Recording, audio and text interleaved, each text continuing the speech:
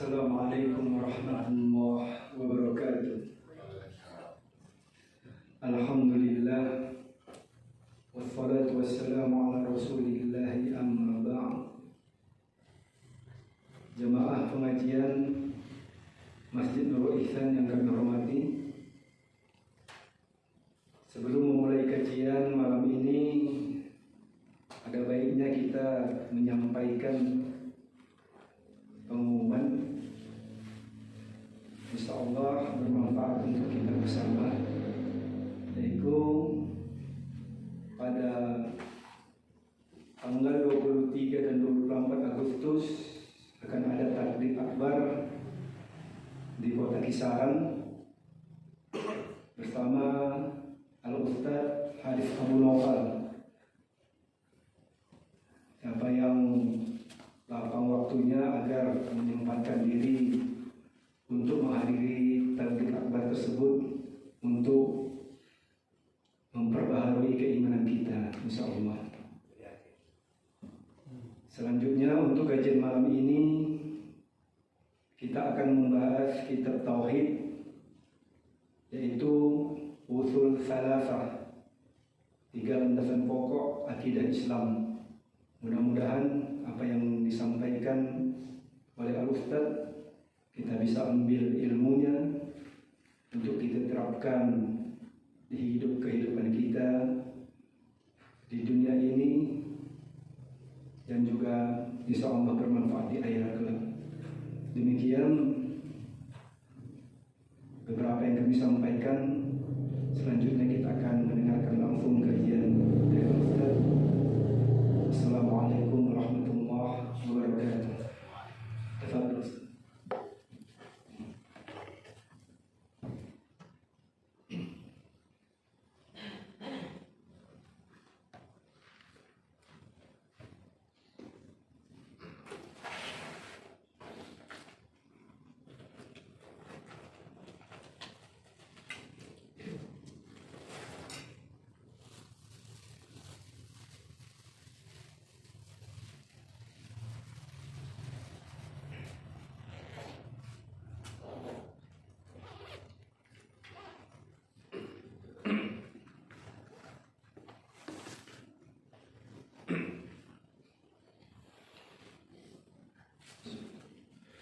Assalamualaikum warahmatullahi wabarakatuh.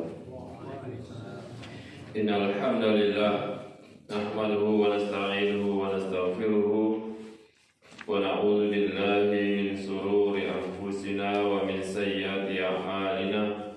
May yahdihillahu fala mudilla lahu wa may yudlilhu fala hadiya lahu. Asyhadu an la ilaha illallah wahdahu la syarika lahu wa ashhadu anna Muhammadan abduhu wa rasuluh alladzi la nabiyya ba'dahu. Faqala Allah ta'ala ya ayyuhalladzina amanu taqullaha haqqa tuqatih wa la tamutunna illa wa antum muslimun. Ya ayyuhan nasu taqu rabbakum alladzi khalaqakum min nafsin wahidah wa khalaqa minha zawjaha وبث منهما رجالا كثيرا ونساء واتقوا الله الذي تساءلون به والأرحام إن الله كان عليكم رقيبا. يا أيها الذين آمنوا اتقوا الله وقولوا قولا سديدا يصلح لكم أعمالكم ويغفر لكم ذنوبكم ومن يطع الله ورسوله فقد فاز فوزا عظيما. وقال النبي صلى الله عليه وسلم فإن أصدق الحديث كتاب الله وخير الهدي هدي محمد صلى الله عليه وسلم وشر الأمور محدثاتها وكل محدثات بدعة وكل بدعة ضلالة وكل ضلالة في النار ونعوذ بالله. Baik Bapak Ibu rahimani wa rahimakumullah jami'an, kita akan bahas tentang kitab Usul Salasa atau Salasatul Usul Bapak Ibu rahimani rahimakumullah. Usul salasa ini membahas tentang ma'rifatullah, kemudian ma'rifatu Nabi wa ma'rifatu dinil Islam. 3 pondasi awal. Usul salasa, usul itu dasar, pondasi. Salasa 3. Jadi dasar pondasi yang 3 itu adalah mengenal Allah, mengenal Nabi-Nya, dan mengenal Islam. Bapak Ibu rahimani rahimakumullah, kalau ditanya siapa yang ingin selamat di akhirat, maka semuanya ingin selamat. Ini pertanyaan yang kayaknya tidak butuh jawaban, ya kan? Siapa yang ingin selamat di alam kubur? Jawabnya semua ingin selamat. Ini jawaban yang ijma', ya kan? Hatta para pendosa, hatta para orang-orang yang berbuat maksiat pun pasti akan menjawab ingin selamat. Tahukah kita bahwa siapa yang ingin selamat di alam kubur, maka dia harus bisa menjawab 3 pertanyaan. Saya ulang, siapa yang ingin selamat di alam kubur, siapa yang ingin mendapatkan kenikmatan, siapa yang ingin mendapatkan keluasan kuburnya, maka dia harus selamat dari 3 pertanyaan. Itu yang disebut dengan fitnatul kubri. Fitnatul al-kubri, fitnah kubur, ujian di dalam kubur. Siapa yang ingin selamat dalam kubur, maka dia harus lewati dulu fitnah kubur, ujian kubur. 3 itu. Siapa yang bisa menjawab 3 pertanyaan ini, maka Allah Subhanahu wa taala akan luaskan, lapangkan kuburnya. Ya kan? Ini sudah berlalu kita. Siapa yang selamat dari 3 pertanyaan ini, maka dia akan diberikan pakaian dari surga. Siapa yang selamat dari 3 pertanyaan ini, maka dia akan diberikan kenikmatan-kenikmatan yang lainnya. Kenikmatan kubur namanya. Tapi siapa yang tidak selamat dari 3 pertanyaan ini, maka sebaliknya, kuburnya akan disempitkan. Dia akan diberikan pakaian dari neraka. Dia akan diberikan lokasinya akan bau dan semisal dengan dan yang lainnya. Oleh karenanya, kubur ini awal penentu. Kalau di alam kubur ini dia mendapatkan nikmat, dimudahkan, maka alam-alam berikutnya akan dimudahkan. Kalau alam kubur ini dia kesulitan, mendapatkan azab, maka setelahnya akan lebih parah daripada itu. Akan lebih parah daripada itu. Sebagaimana disebutkan dalam hadis yang diriwayatkan oleh Imam Tirmizi dari sahabat Hani Maulana Utsman bin Affan berkata,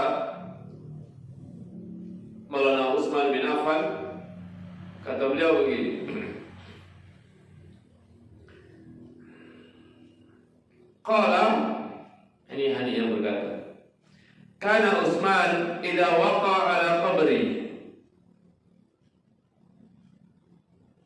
sungguhnya Utsman apabila berhenti di kuburan, baka hatta yabulla lihyatahu, maka dia akan menangis dengan serius sampai-sampai jenggotnya basah.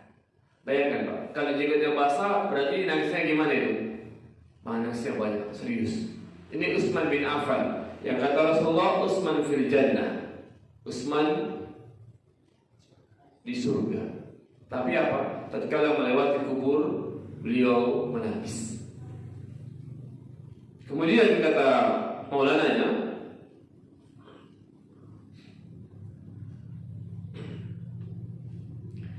faqila lahu, maka ditanya kepadanya, kepada Utsman, tuzkarul jannah wan nar fala tabki.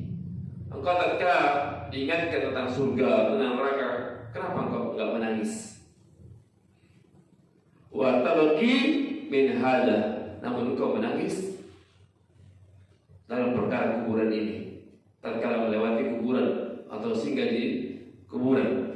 Faqala, maka Utsman menjawab, inna Rasulullah sallallahu alaihi wasallam qala, sungguhnya Rasulullah sallallahu alaihi wasallam bersabda, kata Utsman bin Affan, innal qabra, sesungguhnya kubur, awalu manzilin min manazil akhirah, adalah awal pertama, persinggahan pertama dari rumah-rumah persinggahan berikutnya. Fa in najah minhu fama ba'dahu aisaru min. Siapa yang selamat di persinggahan pertama ini, alam kubur ini, kata Rasulullah, fama ba'dahu aisaru min, maka persinggahan berikutnya, berarti mana persinggahan mana itu? Pada masyar, hisab, izan, syirat, dan seterusnya. Ya kan? Kata Rasulullah, fama ba'dahu aisaru min, maka setelahnya akan jauh lebih mudah. Setelahnya akan jauh lebih mudah. Wa illam yanju, apabila tidak selamat di dalam kubur maksudnya, fa illam yanju minhu, apabila tidak selamat dari kubur ini, fama ba'dahu asyaddu min, maka setelahnya akan jauh lebih sulit. Luar biasa. Jadi ala kulli hal, apa? Bahkan kalau diteruskan hadisnya ini, qala Rasulullah sallallahu alaihi wasallam, Rasulullah sallallahu alaihi wasallam bersabda, ma ra'aitu manzaran qad illa al-qubur awza'u min. Kata Rasulullah, tidaklah aku melihat satu pemandangan yang lebih mengerikan daripada kuburan ini. Kenapa mengerikan? Karena di dalam kubur itu ada nikmat dan ada azab. Kata Rasulullah, tidaklah aku melihat suatu pemandangan yang lebih mengerikan melainkan kubur. Artinya, kalau di kubur ini pertama, begitu orang meninggal kan pasti akan masuk ke dalam kubur kan? Kembali kan? Pasti itu siapapun dia. Walau dalam kondisi apapun dia meninggalnya, baik meninggalnya dimakan ikan, tenggelam, tertimbun, atau meninggal ketabrak dan semisal dengannya, pasti dia akan masuk ke dalam kubur. Hatta Fir'aun masuk ke dalam kubur. Maka kata Rasulullah, ini pemandangan yang luar biasa mengerikan. Kenapa? Kalau dia selamat ini, maka berikutnya itu jauh lebih mudah. Makanya apa? Bapak Ibu, siapa di antara kita yang duluan masuk ke alam kubur, kalau di alam kubur itu selamat, maka alam berikutnya akan lebih mudah. Kalau di alam kubur itu kesulitan, tidak selamat, maka alam berikutnya jauh lebih parah. Ya kan, kenikmatannya banyak diberikan kan, diluaskan kuburannya, diberikan pakaian dari surga wangi-wangian, kemudian setiap pagi dan petang akan ditampakkan tempat tinggalnya. Nikmat kan? Dan begitu juga sebaliknya. Oleh karenanya apa? Kalau dia bisa menjawab 3 pertanyaan, pertanyaannya masyhur, marabbuka, ma dinuka, atau marabbuka ma nabiyuka, ma dinuka. Siapa Rabbmu? Tanyaan ini. Ketika siapa Rabbmu, siapa nabimu, apa agamamu, ini tidak bisa dihafal, tidak bisa dihafal. Oleh karena itu ya ikhwah, kalau kita mau singgung sedikit hakikat orang yang merdeka bagi seorang muslim, hakikatnya adalah orang-orang yang lepas dari kebodohan. Siapa yang terlepas dari kejahilan, kebodohan, dia sudah merdeka. Siapa yang masih terbelenggu dengan kebodohan, dia belum merdeka itu. Orang yang merdeka adalah selain dari bebas dari penjajahan negara lain, bebas dari kebodohan. Yang kedua, bebas dari hawa nafsu yang mengajak kepada keburukan. Siapa yang belum terbebas dari hawa nafsunya, maka dia belum merdeka. Orang merdeka adalah orang yang terbebas dari subhat. Subhat. Siapa yang masih terbelenggu dengan subhat, maka dia belum bebas.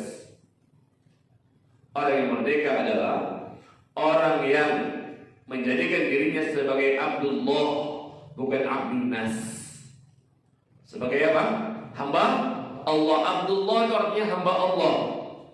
Nah, tatkala seorang telah menjadikan dirinya sebagai Abdullah, hamba Allah, berarti dia taat dan patuh terhadap apa yang Allah perintahkan, taat dan patuh terhadap apa yang Allah larang. Tapi kalau masih dirinya sebagai Abdul Nas, hamba manusia, atau Abdul Dunia, hamba dunia, maka dia belum merdeka. Belum. Hakikat orang merdeka adalah tatkala dia selamat di alam kubur. Siapa yang selamat dalam kubur, maka dia telah meraih kemerdekaan. Karena alam-alam berikutnya, kata Nabi, akan jauh lebih mudah dia lalui. Hakikat orang yang merdeka adalah dia selamat di padang mahsyar, selamat dari hisab, dari mizan, dari syirat, dari kontrol. Dan puncaknya bagi seorang hamba, hakikat kemerdekaan bagi seorang hamba adalah dia selamat dari neraka dan dimasukkan ke dalam surga. Ini puncaknya kemerdekaan. Paham Bapak Ibu? Ya. Allah Subhanahu wa taala mengatakan dalam Al-Qur'an surah Al-Imran surat yang ketiga ayat 185 pertengahannya, "Faman zuziha 'anil nar wa udkhila jannata faqad faz." Siapa yang dijauhkan dari neraka, dimasukkan ke dalam surga, faqad faz, kata Allah. Maka sungguh dialah orang yang sukses, beruntung. Orang sukses beruntung levelnya dan merdeka. Ya kan? Iya.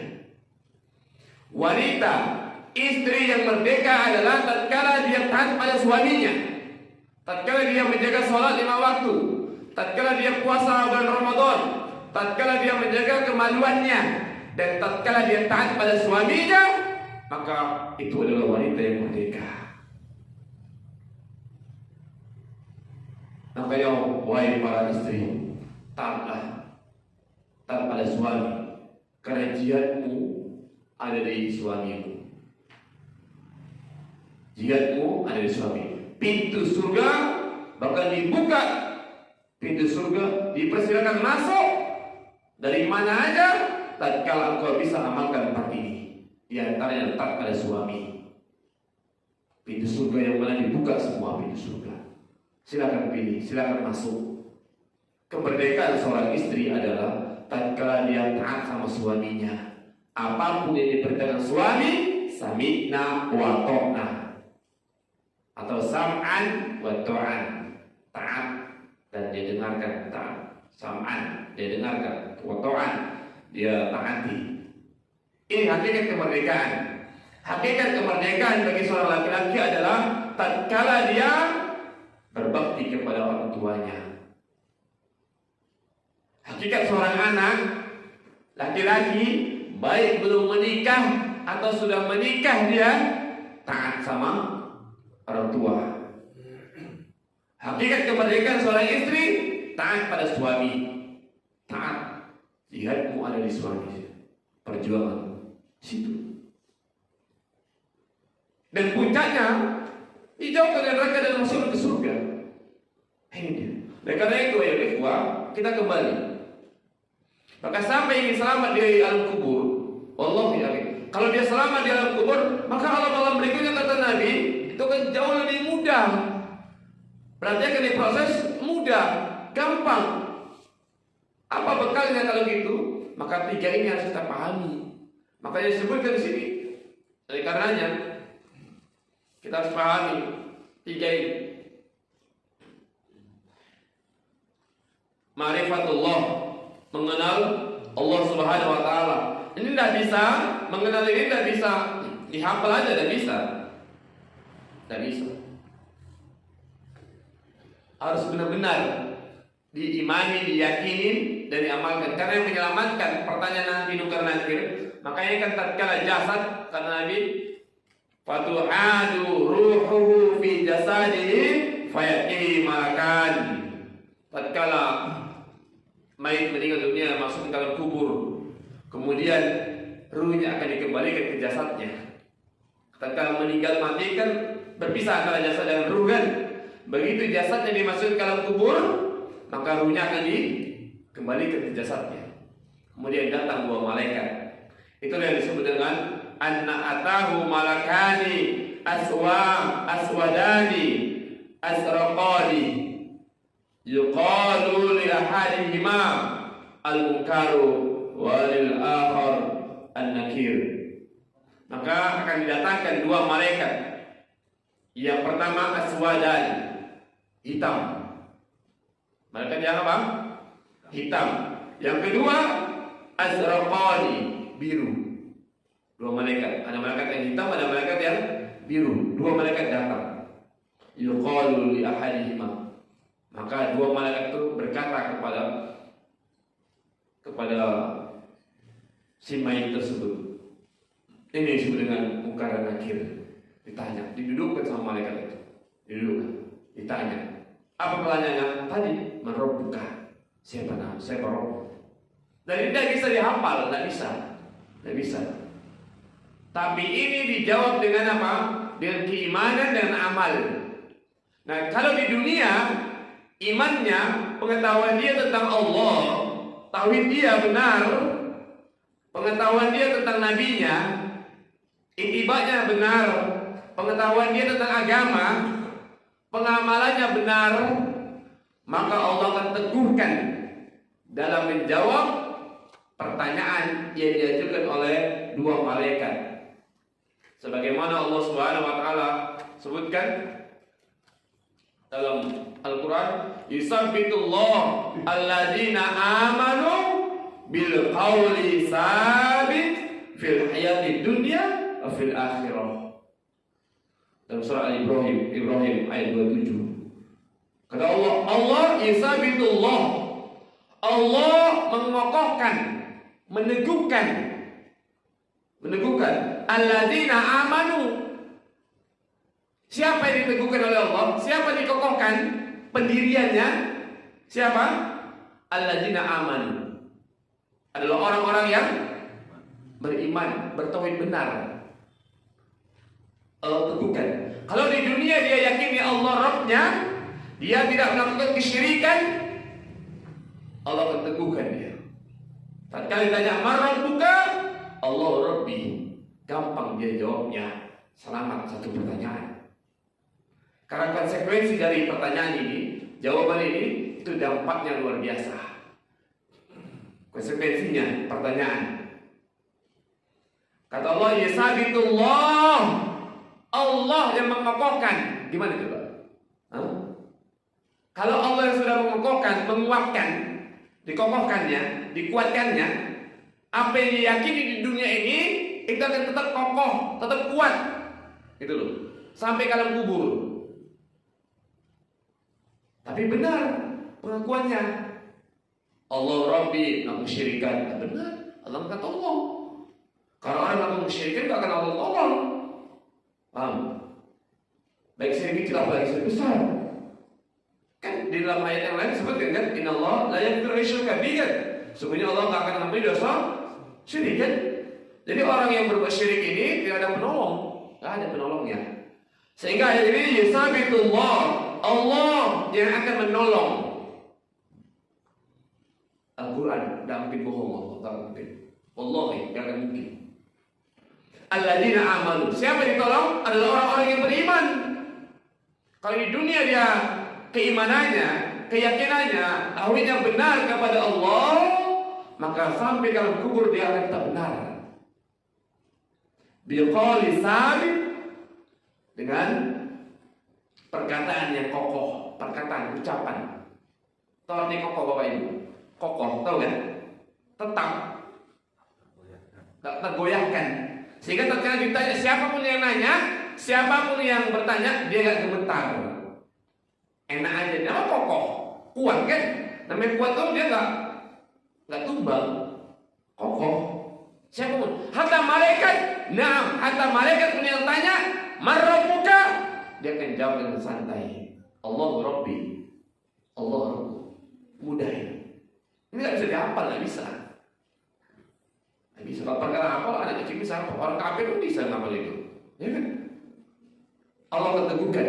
Karena dari Allah akan teguhkan alladzina amanu, yang beriman. Berarti kalau yang nggak beriman, nggak Allah teguhkan, nggak Allah kokohkan.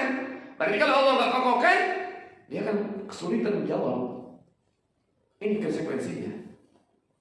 Biqauli sabit, dengan ucapan yang kokoh. Ucapan dia kokoh. Ucapannya. Kan ketika ditanya, kita jawab kan? Pakai apa jawabnya?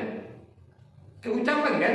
Ini Allah teguhkan biqauli sabit. Silakan cek Ibrahim 27. Fil hayati dunia, baik itu di dunia wa fil akhirah, maupun di akhirat. Nah, alam barzah, alam kubur itu di dunia atau di akhirat? Akhirat. Itu awal persinggahan dari akhirat, awalnya gitu loh. Awal. Kalau orang sudah masuk alam barzah, itu sudah masuk alam akhirat. Tapi awalnya ujungnya kan neraka surga kan? Ini awal. Itu bagian. Sehingga wafil akhirah masuk ke situ diantaranya. Mau nggak diteguhkan oleh Allah dalam menjawab pertanyaan terakhir? Mau kan? Kalau mau, maka tiga ini ma'rifatullah, ma'rifatun nabi, ma'rifatud dinil Islam harus dipahami, diyakini dan diaplikasikan. Itu dia. Itu konsekuensi.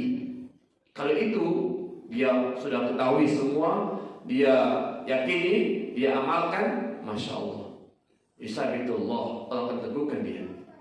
Masuk dalam kubur, meninggal dia, dunia Allah selamatkan. Kalau sudah bisa dijawab, aman. Kuburnya diluaskan. Setiap pagi dan petang ditampakkan tempat tinggalnya. Enak kan? Luar biasa Pak. Berikan pakai dari surga, boro-boro, ya kan? Kita di dunia kasih pakaian yang harga 1.500.000 aja udah senang kan? Udah masya Allah kan? Ini surga, wangi di sekitarnya, enak kan? Gimana kebalikannya? Mafhum mukhalafatnya. Baik, ini ayat itu, ma'rifatullah.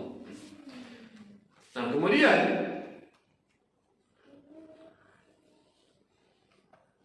makanya dalam ayat ini juga disebutkan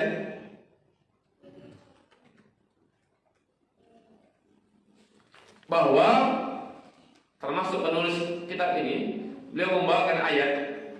Apa yang dibawakan? Kata dia Bismillahirrahmanirrahim. Kata penulis ini, I'lam rahimakallah, ketahuilah semoga Allah merahmatimu, anahu yujibu alaina ta'allum arba'i masail. Ini tentang Allah. Ketahuilah bahwasanya wajib atas kita untuk mengetahui 4 perkara. Al-awal al-ula al-ilmu wa huwa ma'rifatullah. Yang pertama adalah ilmu tentang Allah, benar. Asma Allah. Kemudian wa ma'rifatun nabi, mengetahui tentang nabinya, wa ma'rifatul dinil Islam bil adilah. Ya, dan mengetahui tentang agama Islam ini yang benar. Ini yang pertama. Jadi harus tahu semua itu. Ya, ini secara garis besar dulu. Kemudian asaniyah yang kedua al-amalu bi. Hai dia sudah mengetahui, harus diamalkan. Gitu. Oh, kita mengetahui, contohnya begini. Allah, nanti di sini sebutkan ini. Kalau kita mengetahui misalnya Allah yang berikan rezeki, Allah yang menghidupkan dan mematikan, ya kan? Maka kita itu sudah tahu. Maka al-amalu bi, harus mengamalkannya. Gimana maksudnya? Kalau Allah yang berikan rezeki, ya sudah, kita cari rezeki dari cara yang halal. Karena Allah ya, rezeki itu mau dicari dari cara yang halal maupun dicari dengan cara yang haram, tetap segitu dia dapat dia. Karena rezeki itu sudah Allah takdirkan oleh Allah. Paham? Sama. Kalau kita meyakini Allah yang menghidupkan dan mematikan, maka tidak ada yang bisa menghidupkan dan mematikan kecuali Allah. Maka tidak ada boleh syirik-syirik itu. Itu yang pernah kita jelaskan dahulu. Kalau 3 orang butuh, 1 akan mati, 3, ya kan? Kalau begini yang panjangkan umur, oh baru dibilangi panjang umurnya, itu bagian dari tatoyur namanya. Tidak boleh. Karena yang mematikan dan menghidupkan siapa? Allah. Yang menentukan dia umur yang panjang pendek siapa? Allah. Nah itu maksudnya beramal itu. Kemudian yang berikutnya, supaya Allah teguhkan tadi, yang pertama mengetahui, yang kedua beramal, yang ketiga ad-da'watu ilaihi, mendakwakannya. Sudah kita tahu, sudah kita amalkan, apa tugas kita? Mendakwakan. Mendakwakan tentang tauhid, mendakwakan tentang Allah, mendakwakan tentang Nabi, mendakwakan tentang agama ini. Minimal kepada siapa? Kepada keluarga dulu. Ya jadi namanya kaum musakum walikunar. Bagi seorang laki-laki, kepada siapa dia dakwakan dulu? Kepada orang tua. Dan orang tua kepada ibu dulu, ayah, anak dan istri. Ya kan? Karena kita terbalik, ya kan? Sama orang tua kurang open. Fokus kepada anak dan istri, benar gak? Ya. Bukan berarti kepada anak dan istri boleh, bukan. Jangan salah tafsir ya. Tapi mana lebih utama? Orang tua. Saya mengatakan Nabi. Tadi kalau ditanya oleh sahabat, kepada siapa saya harus berbakti? Kata Rasulullah, ibu umuka. Pada siapa lagi? Ibu, sampai 3 kali kan? Kemudian kepada ayah.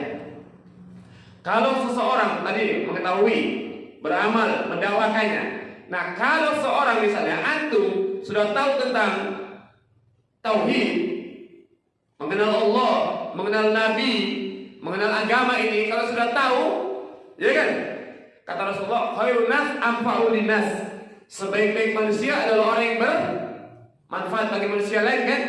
Maka tatkala seorang sudah mengetahui tauhid yang benar, yang 3 tadi, maka siapa yang paling berhak mendapatkan manfaat dari ilmu yang untuk miliki? Siapa? Keluarga kan? Iya. Di antara keluarga siapa? Orang tua dulu. Orang tua. Kenapa? Karena syariat menyuruh seperti itu.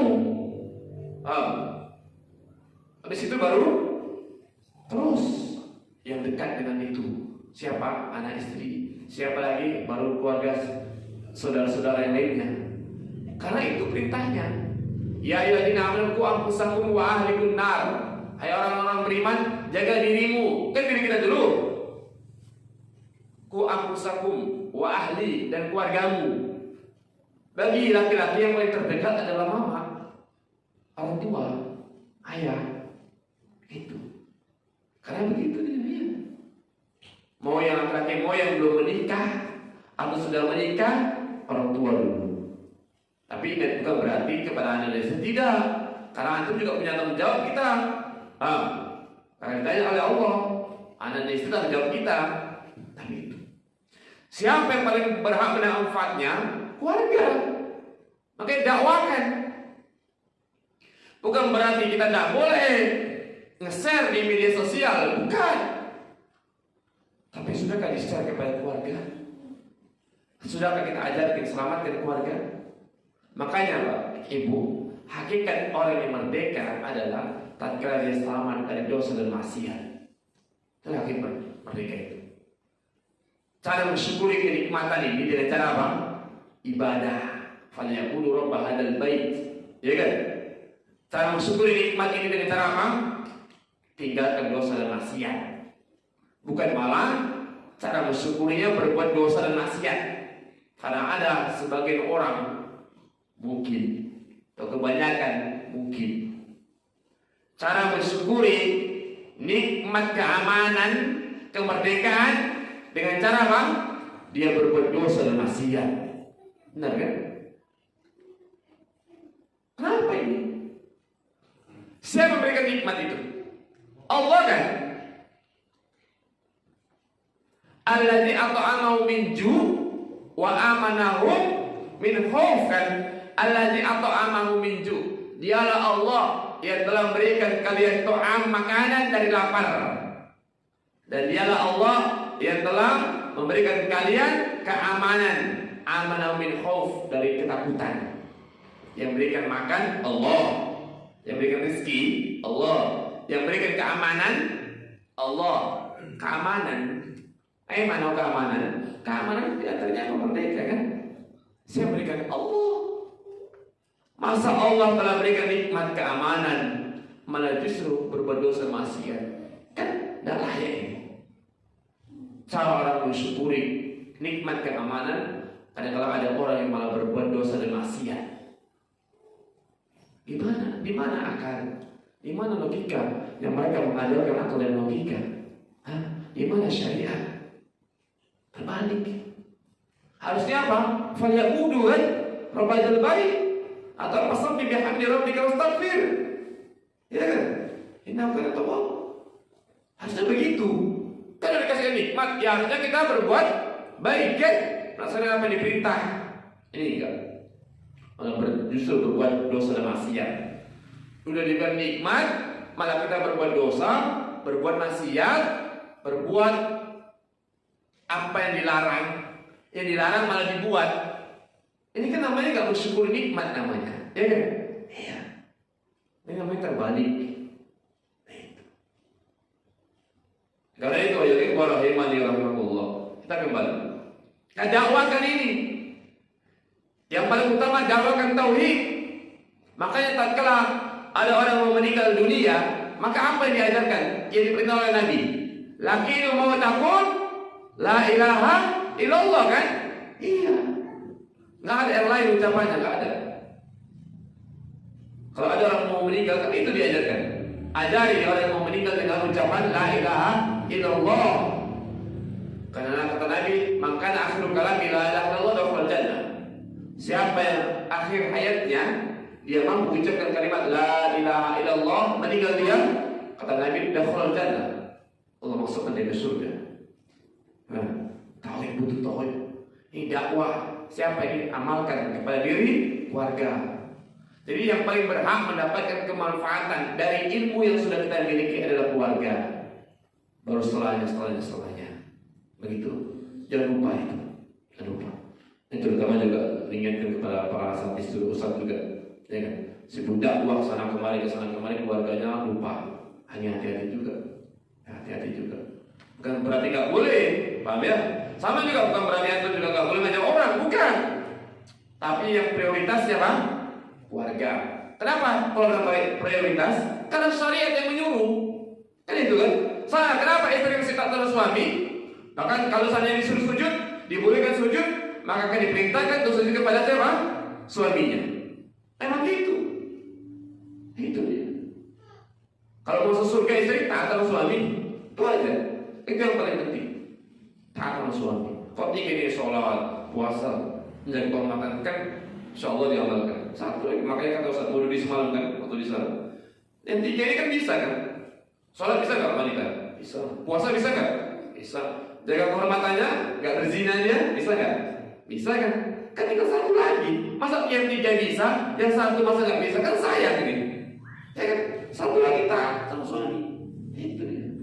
Kita seorang anak taat sama orang tua, taat aja. Apa disuruh orang tua taat? Lagi nggak bukan maksiat dan dosa. Itu aja. Taat sama suaminya. Ya. Apa yang disuruh lagi itu dia berbuat dosa maksiat dan mampu. Bukan berarti kalau nggak mampu kerja nggak mungkin. Jadi tolong dipasang space dia kan juga, ya kan? Kita yang duduk di bawah, itu kan? Ya, jadi suruh semuanya nggak juga semampunya. Ya. Ini ada batu besar yang tolong diangkat. Jangan bisa juga dia nggak mampu, ya kan? Batu besarnya beratnya 100 kilo, badannya cuma 50 kilo, angkatnya nggak kuat dia, kan nggak mampu. Kayak ini tidak ada juga. Baik, maka dakwahkan.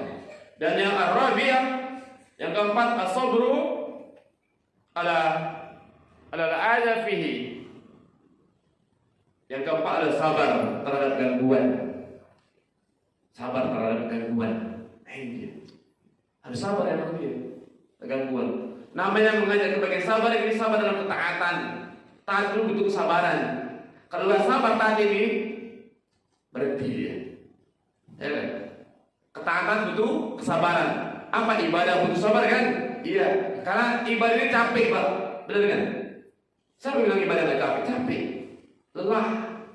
Contoh aja puasa. Capek nggak puasa? Capek kan, lemas kan? Sholat sama kan? Coba, butuh kesabaran. Iya. Apalagi meninggalkan maksiat, butuh sabar. Godaan banyak, iya sama. Beribadah juga sabar, sebenarnya sabar. Apalagi dapat musibah, ya sabar. Nah itu dia. Ya. Nah jadi ini dia yang marifatullah. Jadi kalau sudah mengenal Allah, ya sudah. Ya. Maka inilah Bapak Ibu yang perlu diperhatikan. Sehingga siapa yang benar-benar dia sudah mengetahui, tapi ini bukan sekedar tahu ya. 4 itu dia. 4 itu. Supaya Allah yusabitullah, Allah meneguhkan kakinya itu, maka minimal 4 ini diamalkan. Pertama dia harus pelajari tentang Allah, Nabi, agama Islam. Yang kedua dia apa? Diamalkan. Bukan sekedar tahu aja, bukan.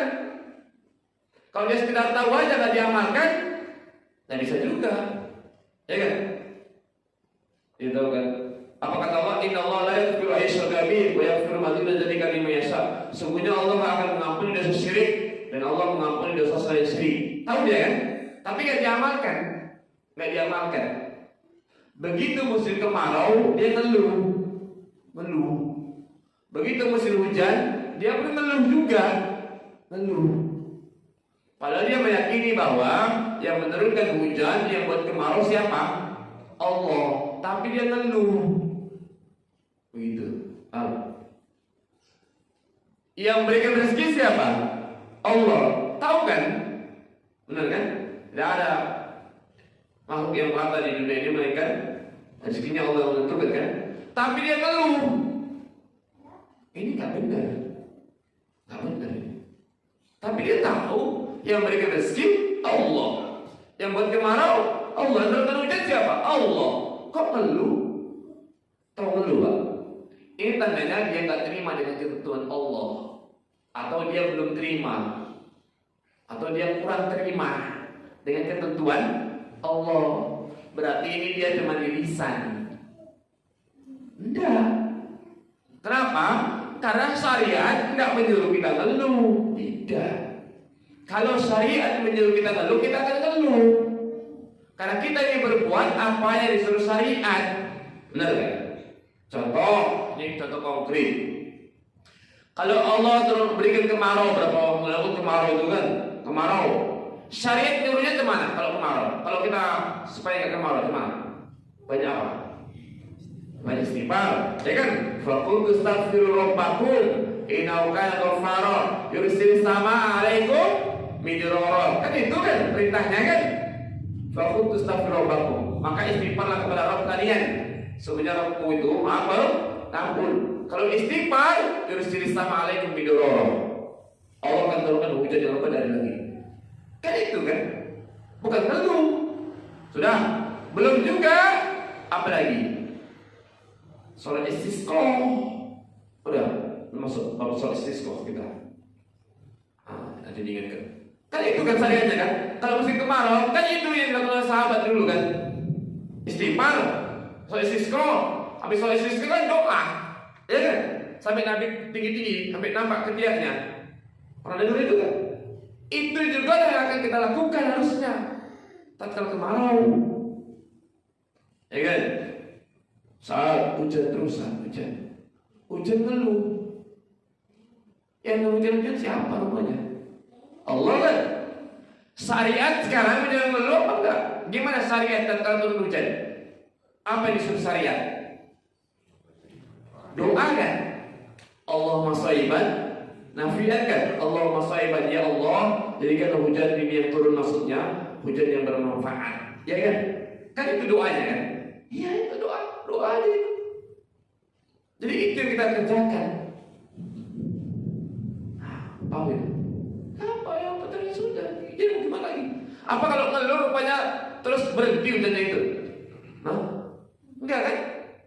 Sama ketika meninggal dunia keluarga kita apa namanya, meratap. Emang kalau kita misalnya nggak ikhlas, hidup lagi itu jenazah itu, hidup. Orang tua kita meninggal, lantas kita nggak terima. Apa kira-kira orang tua kita hidup lagi? Begitu kita nggak terima? Enggak kan? Enggak. Ya sama dia. Nangis dia nggak apa-apa nangis. Rasulullah pun menangis. Anaknya meninggal, ya kan? Sahabat Abu Bakar Umar menangis, Umar bin Khattab ketika Rasulullah meninggal. Kalau menangis itu hal yang wajar, fitrah namanya. Sedih, nangis wajar. Tapi jangan sampai ngeluh, apa namanya, mencap-mencap. Kok orang tua aku yang meninggal, kok kenapa nggak dia? Kok aku aja yang sakit, kenapa nggak dia? Kok aku aja yang begini, begitu? Itu namanya seolah-olah dia nggak terima dari tuntutan Allah. Ini namanya tauhidnya rusak. Kalau tauhidnya rusak, gimana isabitullah? Gimana Allah akan meneguhkan? Bilqolisabi, meneguhkan ucapannya. Gimana coba? Dia aja tak ridho sama Allah, tentuan Allah, ya kan? Gimana Allah mau ridho sama dia? Pandai namanya. Ini empat ini yang harus diamalkan ini. Karena ini perkaranya besar. Kalau apa diamalkan, Allah akan teguhkan, akan selamatkan. Kalau enggak, kalau kita masih mengeluh, inilah kita tahu ilmunya. Allah mematikan, Allah menghidupkan, Allah beri rezeki. Tapi ini ucapan, pengetahuan. Implementasinya nggak kayak gitu. Ya gimana? Nggak cocok. Itu loh, nggak cocok. Maka inilah yang harus diperhatikan dan diamalkan. Itu dia. Dakwah, ya, diamalkan, didakwakan, kemudian sabar. Karena itu hidup ini, hidup itu sabar emang. Makanya kata Ustaz Abdullah semalam kan, hidup ini kan ujian kan. Mau kaya ya ujian, mau miskin ya ujian, sehat juga ujian, sakit juga ujian, kan ujian kan? Iya, ujian hidup ini. Itu dia. Makanya sabar, karena yang menentukan semuanya siapa? Kan Allah kan? Allah tentukan. Tentukan Allah. Makanya kita kan sudah rukun iman yang terakhir yang ke-6 kan yakin, harus percaya kita kepada takdir baik maupun buruk kan? Antu'minu billah wa malaikatihi wa kutubihi wa rusulihi wal yawmil akhir kan? Antu'minu bil qadri khairi wa syarri kan? Kan rukun iman. Iman itu kan percaya kepada Allah, antu'minu billah wa malaikat, kepada malaikat, kepada kitab, kepada rasul, kepada hari akhir. Kemudian diulang lagi. Bil qadri khairi wa syarri kan? Kita harus meyakini bahwasanya takdir yang baik dan yang buruk itu sudah tentukan, ya kan? Iya. Iya, karena semua takdir Allah tentukan. Jadi semua yang Allah tentukan, maka kita tidak boleh mengeluh. Ketika terjadi begini, ketika diberikan nikmat, apa syariat menyuruh kita bersyukur? Bersyukur. Kan gitu kan? Ketika Allah berikan nikmat, syariat menyuruh apa? Syariat menyuruh apa? Ketika kita mendapatkan nikmat, apa syariat menyuruhnya? Bersyukur kan? Ya kita harus bersyukur. Cara bersyukur itu kan 3 kan? Yakin dalam hati, ucapkan dengan lisan, dipraktekkan dengan perbuatan, laksanakan dengan perintah, tinggalkan larangan. Ini bersyukur namanya. Makanya kalau ada orang yang dikasihkan nikmat keamanan, dia malah justru berdosa dan maksiat, ini orang yang nggak beradab nih. Orang yang tidak bersyukur kepada sang pemberi nikmat. Amin. Kalau dapat musibah yang gak enak, apa? Syariat nyuruh sabar kan, bukan ngeluh kan? Iya, itu gimana? Sabar kan, sabar sudah sebutkan teman-teman. Balasannya kan diberi hisab, nggak ada batasan. Itu saking besarnya begitu. Sabar, kan itu. Ya sabar itu kan menghapus, menggugurkan dosa. Contoh sakit, ya kan? Ya kita tetap berusaha berobat, tapi nggak boleh ngeluh. Sabar, kalau misalnya sakit, ya nggak apa-apa. Tapi begini, jangan ngeluh gitu. Ya sabar, itulah hidup itu. Sampai kapan? Sampai mati. Gitu. Baik. Ya. Demikian Bapak Ibu rahimani wa rahimakumullah. Sampai sini dulu, insyaallah kita akan lanjutkan pada pertemuan berikutnya. Bisa kita simpulkan bahwa siapa yang selamat di alam kubur, maka dia harus selamat dari pertanyaan 3 tersebut. Siapa yang kalau dia selamat dari 3 pertanyaan, maka dia akan mendapatkan nikmat kubur dengan berbagai macam kenikmatan. Dengan berbagai macam kenikmatan. Kalau dia selamat dalam kubur, dia akan mendapatkan nikmat kubur, dan alam-alam berikutnya Allah akan permudahkan, jauh lebih mudah, dimudahkan, digampangkan. Sudah. Begitu juga sebaliknya. Bagaimana cara mendapatkannya ini? Maka cara mendapatkannya harus kita mengenal Allah, mengenal Nabi, mengenal agama ini. Mengenal, ya. Sudah. Bagaimana kita sudah mengenal? Maka harus ada 4. Harus mengenalnya, mengamalkannya, mendakwakannya, dan sabar di atasnya. Hidup ini butuh kesabaran di atasnya semuanya gitu. Kalau ini bisa diamalkan, maka yusabitullah bil qawli sabit. Maka Allah akan teguhkan langkahnya, teguhkan pencapaiannya tatkala ditanya oleh Munkar wa Nakir. Nah, demikian Allah Ta'ala alam. Ini saja yang bisa kita sampaikan sebagai mukadimah. Kalau ada pertanyaan terkait ini atau yang lain, silakan tafadhol.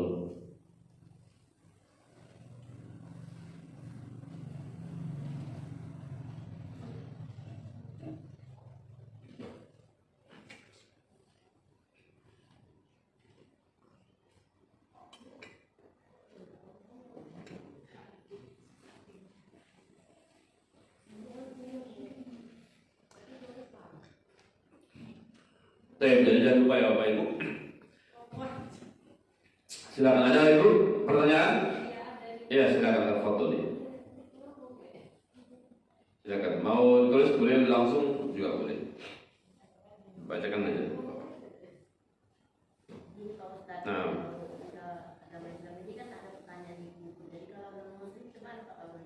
sama pertanyaannya.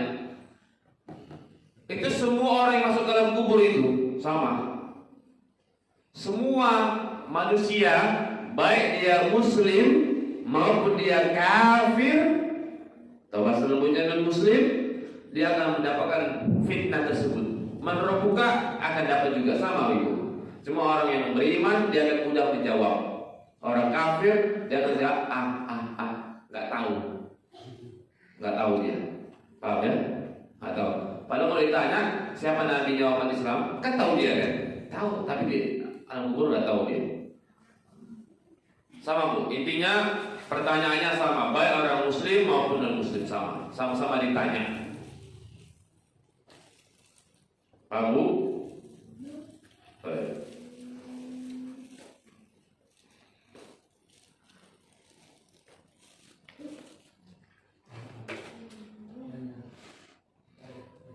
Ada lagi Bu?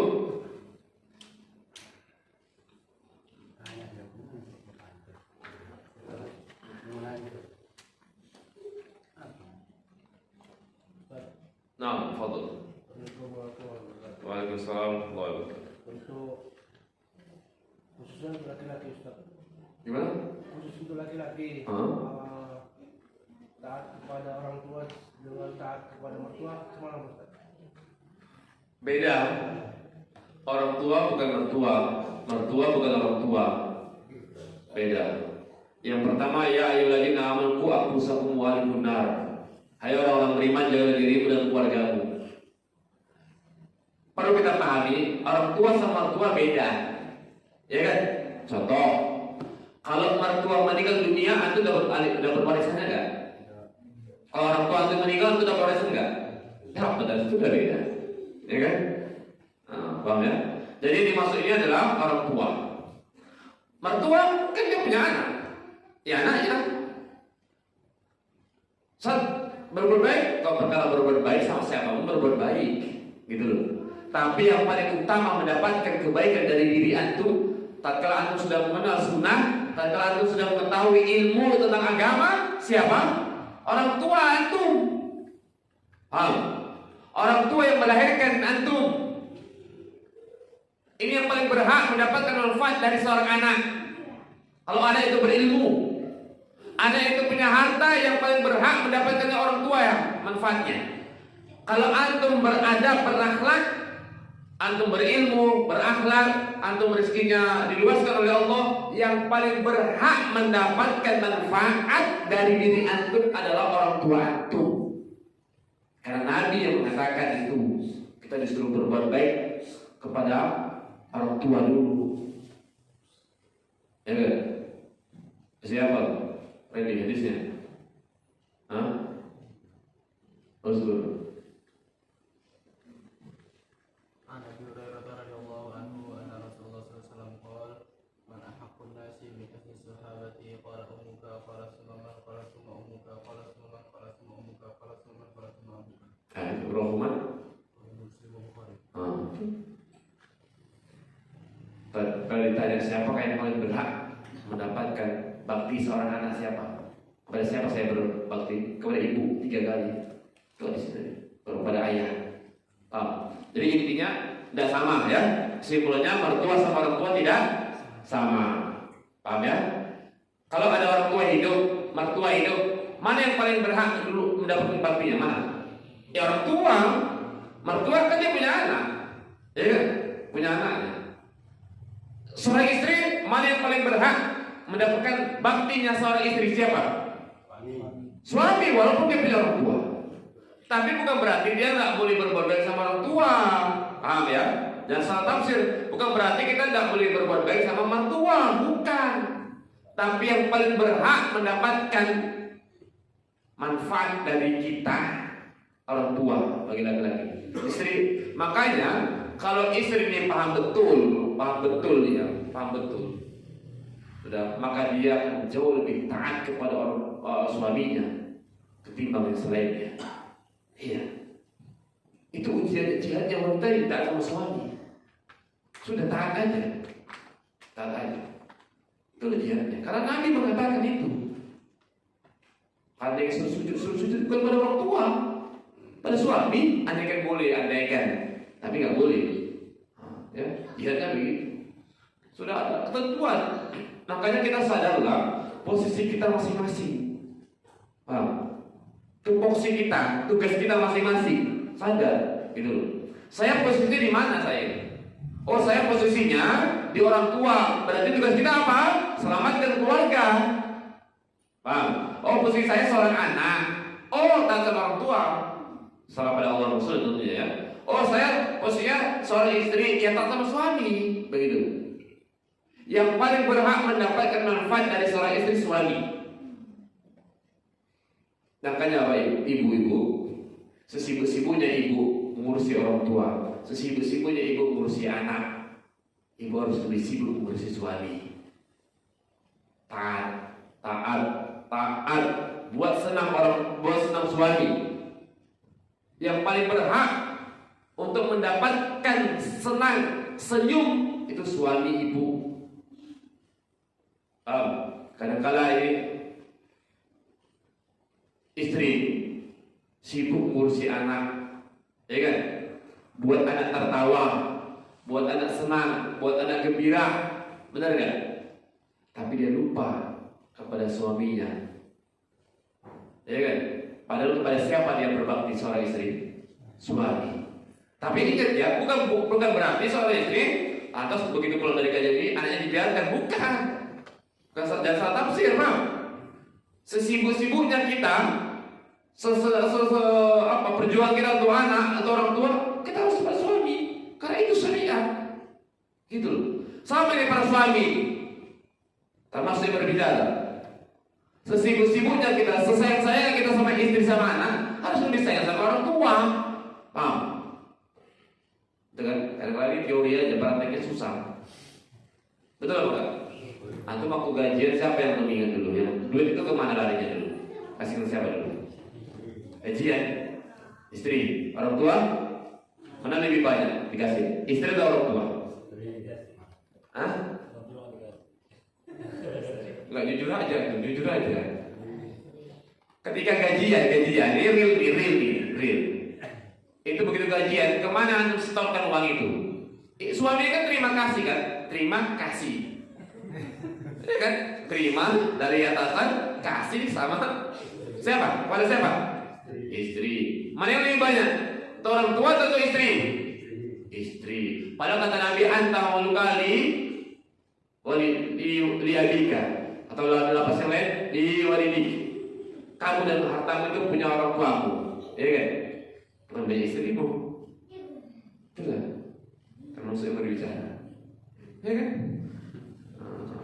Orang tua sakit, ya, suruh beli obat ke dokter. Istri sakit, langsung dibawa ke dokter. Benar kan? Orang tua sakit, ya udah mak, berobat ke dokter mak, nanti uangnya ditransfer. Gitu kan? Ya kan? Suruh datang, aduh mak lagi ada banyak kerjaan mak. Ya. Istri sakit, langsung. Ya kan? Betul kan?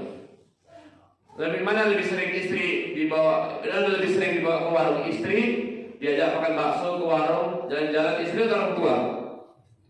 Hah? Berarti yang paling berhak mendapatkan manfaat dari seorang anak laki-laki adalah istri. Hah? Kata Nabi siapa? Orang tua. Berarti harus kita kisah dari situ. Hah? Baik. Inilah. Makanya karena itu para istri, pengorbanan suami ini luar biasa. Sampai-sampai dia mau melanggar hadis Nabi. Orang tuanya kadang-kadang tak diopenin, kadang-kadang nggak semuanya, apa? Demi istri, demi anaknya, ya kan? Demi istrinya, orang tua di nomor sekian kan. Didulukan istrinya. Inilah perjuangan suami, wahai para istri. Makanya taat sama suami, jangan ngelawan, jangan paninya ngelawan, jangan. Kata suami AA, kata BB, selagi itu baik dan mampu. Perjuangannya luar biasa. Kadang-kadang suami ini berjuang ini, dia bekerja segala macam capek, dia nggak cerita sama istrinya. Cerita kecapeannya nggak cerita, nggak mau cerita. Itu perjuangannya. Dan demikian, ya. Oh, masya Allah, Ustaz. Ini kami kena asal tahu, itu kena bisa selamatkan. Juang ibu supaya ibu-ibu ini bisa masuk surga dari pintu mana yang suka hati ibu, tinggal pilih ibu, enak, ya kan? Dan demikian, mohon maaf, insya Allah mudah-mudahan bisa gantian bapak-bapaknya kita ini kan ya. Ya Bu ya, sabar Bu ya. Ada waktunya nanti insya Allah. Tidak perlu kirim buat surat saat gantian Ustaz. Kan semalam sudah saat kami gantian kan depan. Baik, nah demikian Allah Ta'ala wa akhiru da'wana alhamdulillahi rabbil alamin. Assalamualaikum